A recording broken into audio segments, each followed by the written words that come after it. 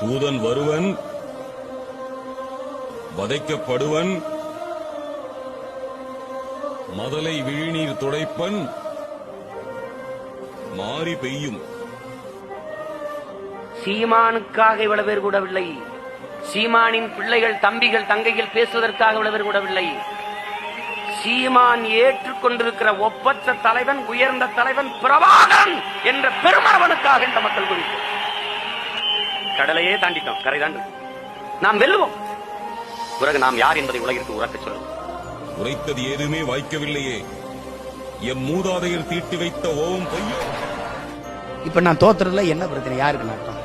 யாருக்கு நட்டம்? ஒரு செடி வளர்றதுக்கு அவரை, கொளிஞ்சி, கொள்ளு, எள்ளு, சனப்ப, இப்படி ஏகப்பட்ட செடிகளை என்ன பண்ணுவோம், வெட்டி வெட்டி நிலத்துல போடுவோம். அப்படியே மக்க விட்டு அப்புறம் உழுது அதை உரமாக்குவோம்.